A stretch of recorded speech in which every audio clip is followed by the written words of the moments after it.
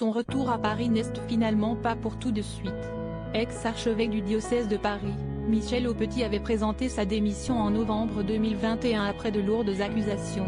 Selon Le Point, l'homme d'église aurait en effet entretenu une liaison avec une femme en 2012, une relation interdite par l'institution religieuse.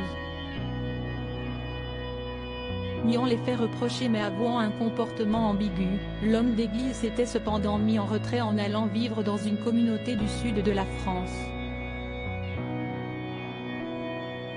Mais alors qu'il était sur le point de revenir discrètement dans la capitale comme simple prêtre selon nos confrères de BFM TV, s'y est une nouvelle agression, bien plus grave, qui a été dénoncée à la Brigade de répression de la délinquance aux personnes, BRDP, de Paris.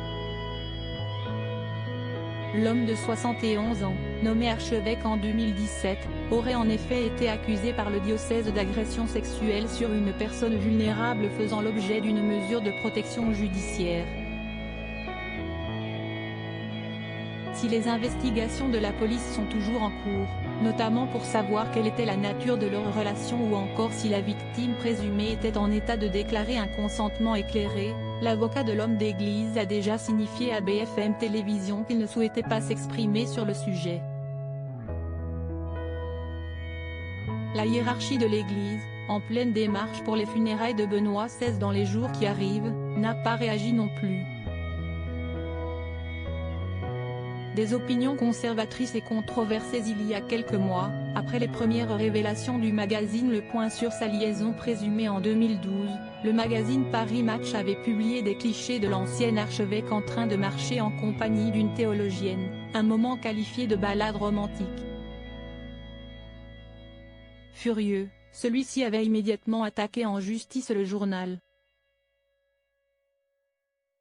Avant de faire l'objet de ces nombreux scandales, Monseigneur Aupetit s'était déjà fait remarquer par les médias pour ses positions très conservatrices. L'homme d'église, anti-IVG et anti-JPA et PMA avait même manifesté avec les partisans du mariage pour tous, hostile à l'union de même sexe. Médecin de formation, il n'avait pas hésité à comparer l'enfant à un simple produit manufacturé dans le cadre de la PMA, des propos qui avaient choqué une grande partie de l'opinion. Michel Aupetit reste présumé innocent des faits qui lui sont reprochés jusqu'au jugement définitif de cette affaire.